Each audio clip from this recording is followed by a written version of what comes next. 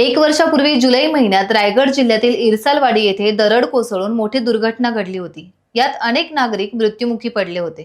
त्यानंतर त्यांचं स्थलांतर चौक येथील कंटेनर गार्डनमध्ये वर्षभरापूर्वी करण्यात आले। चौक परिसरातच नवीन इरसालवाडीचे पुनर्वसन करण्यात आले असून जवळपास 44 घरांची सिडकोच्या माध्यमातून उभारणी करण्यात आली आहे।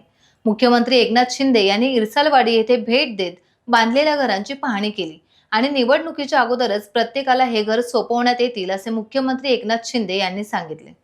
गणेश, तुम्ही आता यांना किती लोक आहेत? 12 पोरं। किती शिकले तुम्ही? 12वी मध्ये ना याच्यात तर घ्या आता नाही, आपलं अप्रेंटिसशिप आता आपण चालू केलंय ना, त्याच्यात तर घ्या, नंतर मग पुढे आपण हे करू ना। 12वी शिकलेले सगळे, जास्ती कोण शिकलाय? बीकॉम ग्रॅज्युएट कोण झालंय? 12वी आहे ना, 12वीचे तुमच्याकडे लावून टाका म्हणजे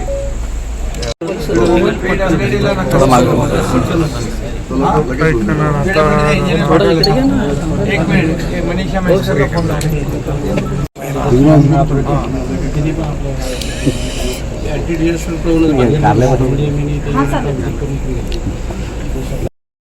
टाइम्स डिजिटलला लाईक करा, शेअर करा, सबस्क्राईब करा आणि बेल आयकॉन दाबायला विसरू नका। Times digital.